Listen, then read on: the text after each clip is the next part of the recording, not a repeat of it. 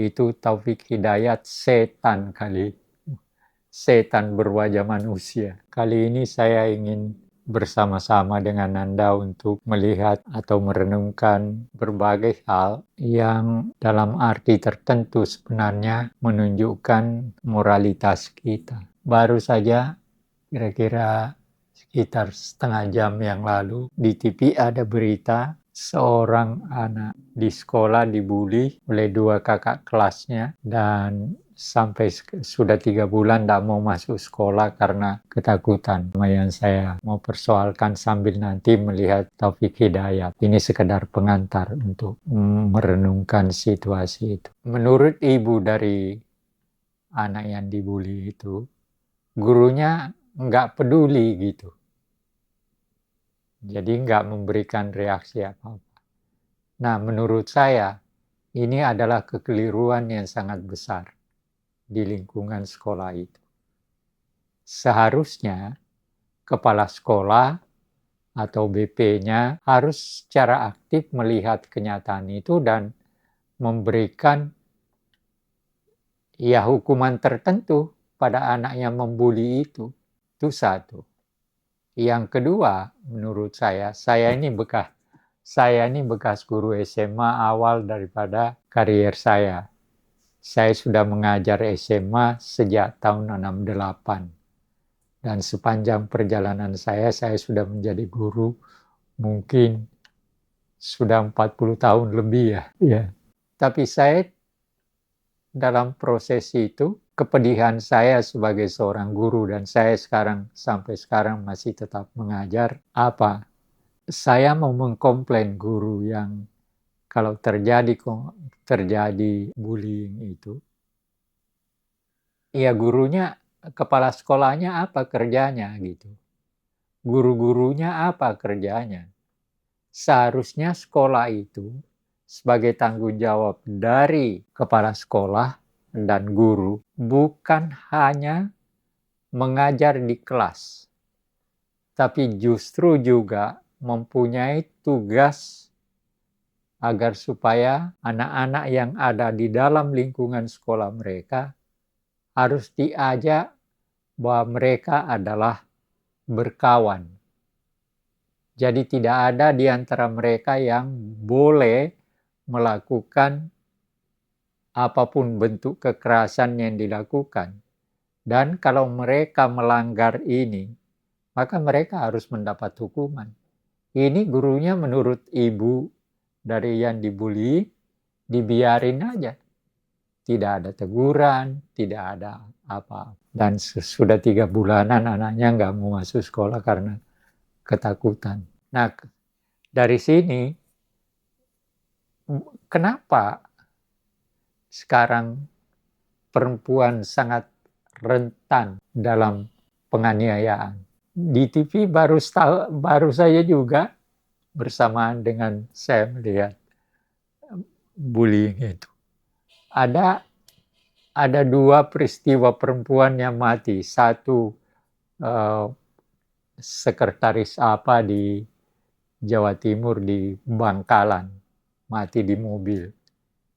Walaupun belum pasti apakah dia dibunuh atau sudah 3 hari di situ. Lalu ada lagi tadi, ada seorang yang mati di indekosnya dalam telanjang dan sebenarnya dia tinggal bersama pacarnya di tempat kos itu, tapi pacarnya nggak tahu kemana. Lalu yang paling terakhir adalah apa yang dilakukan oleh Taufik Hidayat. Kalau melihat apa yang dilakukan Taufik Hidayat itu Taufik Hidayat setan kali. Setan berwajah manusia. Yeah. Bagaimana seorang yang bisa memperlakukan orang yang katanya dicintai dalam arti kata pacarnya seperti itu. Sampai dengan perlakuannya itu maka pacarnya ini pasti akan mengalami berbagai kesulitan untuk hari depannya. Walaupun dari segi hukuman tadi juga saya sudah dengar Kepala Polisi Jawa Barat, Kapolda Jawa Barat sudah mengatakan bahwa Taufik Hidayat akan dikenakan pasal berlapis. Tapi walaupun itu dilakukan pasal berlapis, diberi hukuman yang seberat-beratnya, tetapi pertanyaannya tetap saja, dengan kerusakan yang dilakukan oleh Taufik terhadap pacarnya itu, masa depan dari pacarnya hilang, tanda kutip. Matanya rusak, sebagian besar dari tubuhnya juga rusak, kakinya nggak bisa jalan, dan sebagainya. Ya. Nah, tetapi ada persoalan besar juga yang dihadapi sebenarnya. Terkadang masyarakat kita acuh tak acuh dengan alasan itu kan hal pribadi. Seperti ya walaupun ada kemampuan pembohongan juga dilakukan, misalnya seperti ada Taufik Hidayat ini, ada juga tetangga yang mendengar ada semacam benturan di kamarnya itu. Tapi dia katakan itu kalau dia sakit kepala memang sering membenturkan diri. Tapi bukan itu masalahnya. Masalah utama adalah sebenarnya terletak pada persoalan pada dua hal. Pertama tentu saja pada si Taufik, mentalnya rusaknya kayak apa. Yang kedua, lingkungan masyarakat kita juga. Walaupun juga kita tidak bisa sepenuhnya menyalahkan si lingkungan masyarakat itu, tetapi kita juga tidak bisa acuh tak acuh terhadap lingkungan kita. Artinya ada RT, ada RW yang paling dekat, ya secara struktural yang paling mengenal lingkungannya kan, RT, RW. Nah, oleh karena itu saya kira seharusnya kita dengan berbagai peristiwa yang dihadapi, kita seharusnya lebih memperhatikan lingkungan kita. Lingkungan kita harus dengan tetangga harus lebih dekat, lebih saling memberi perhatian dan sebagainya. Sehingga kita bisa menghindarkan berbagai hal yang berbagai bentuk kekerasan apapun. Apalagi dalam bentuk seperti, bayangkan 3 tahun, saya nggak masuk akal betul saya. Bagaimana seorang yang katanya mencintai, lalu kemudian merusak selama 3 tahun, menyiksa. Mungkin secara psikologis, Taufik ini mungkin memang mempunyai kelainan tertentu. Tetapi saya tidak berharap bahwa dengan pengakuan atau dengan penemuan nanti di dokter bahwa dia memang mempunyai kelainan tertentu, nanti lalu diringankan atau dianggap bahwa karena dia punya penyakit itu maka dia melakukan itu. Itu saya tidak setuju. Taufik tetap harus diberi hukuman yang berkali lipat. Oleh karena itu saya sepakat dengan Kapolda bahwa pasal yang dikenakan kepada si Taufik adalah pasal berlapis. Nah, kalau peristiwa-peristiwa yang saya sebutkan tadi, walaupun yang utama sebenarnya adalah persoalan si Taufik Hidayat, tetapi melihat gejala-gejala yang ke depan, sebenarnya lingkungan pemerintahan kita seharusnya lebih memberi perhatian terhadap persoalan-persoalan sosial yang terjadi. Karena memang ada sering semacam tanda kutip pengabaian. Ya, contohnya bagaimana sebenarnya tidak masuk akal Taufik Hidayat bisa menyiksa pacarnya selama 3 tahun.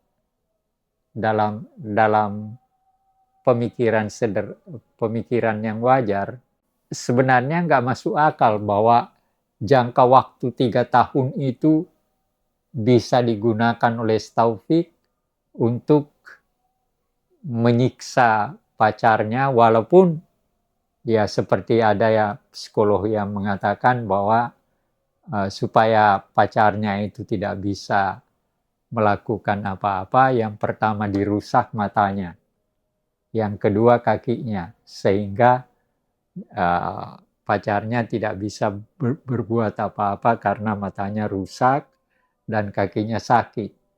Jadi metode penyiksaan oleh si Taufik memang secara menurut psikologi yang saya dengar dari TV, ya memang ada bentuk kesengajaan seperti itu agar supaya pacarnya tidak bisa berjalan, tidak bisa kemana-mana, dan seterusnya.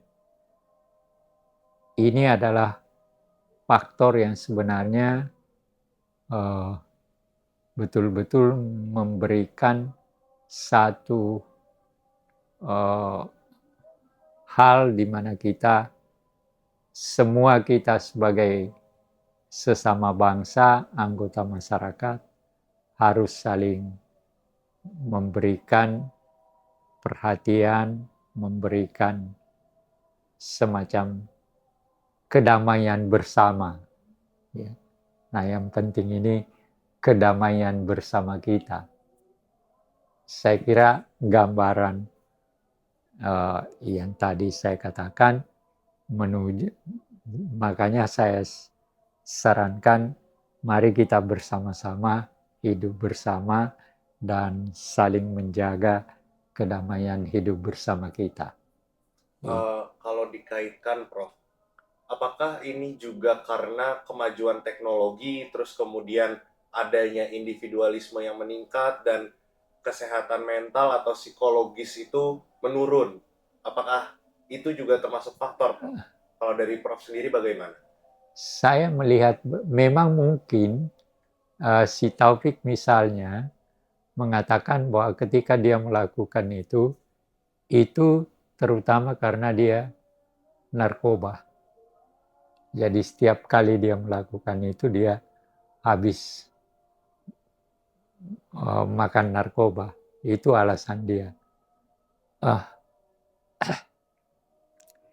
Memang mungkin saja itu terjadi, tetapi kan tidak berarti bahwa lingkungan masyarakat kita tidak melihat itu sebagai satu faktor. Saya melihat bahwa saya tidak percaya sepenuhnya bahwa apa yang dikatakan Taufik itu bahwa dia minum narkoba dulu, setelah ya semacam mabuk baru kemudian dia melakukan penganiayaan pada pacarnya. Saya tidak percaya karena saya tidak sepenuhnya percaya. Mungkin ada hari tertentu, tetapi menurut saya dia juga melakukan ketika dia sadar. Ya. Ketika dia sadar sebagai manusia. Nah, disinilah mungkin ada faktor psikologi tertentu pada dirinya. Dan ini hanya bisa diketahui oleh psikolog.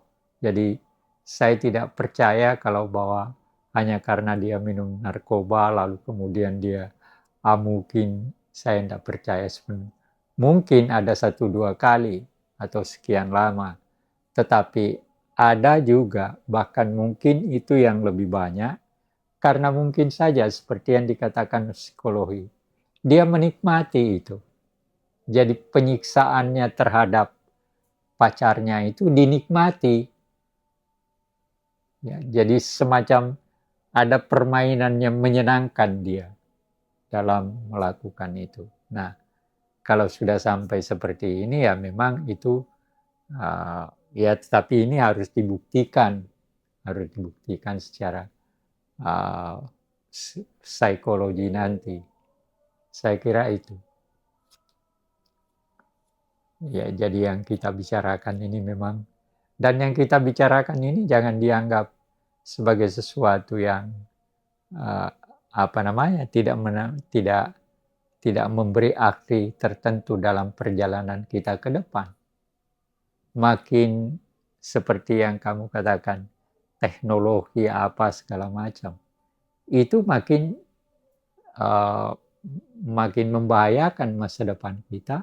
Narkoba juga makin membahayakan. Nah, artinya apa? Kita tidak bisa merasa bahwa dengan teknologi lalu semua akan memberikan kemudahan, kenikmatan. Ada bagian tertentu, tapi ada bagian tertentu yang juga merusak. Ya, contohnya narkoba. Contohnya macam-macam teknologi tertentu tidak selalu, taruhlah misalnya artificial intelligence. Kan bisa ada orang yang bisa membuat penelitian palsu kan. Jadi jangan kita menerima teknologi itu seakan-akan menggampangkan saja dan memberi kemudahan hidup kepada kita. Tetapi kita harus juga memahami bahwa kemajuan teknologi dapat membahayakan kelangsungan bersama hidup kita. Itu.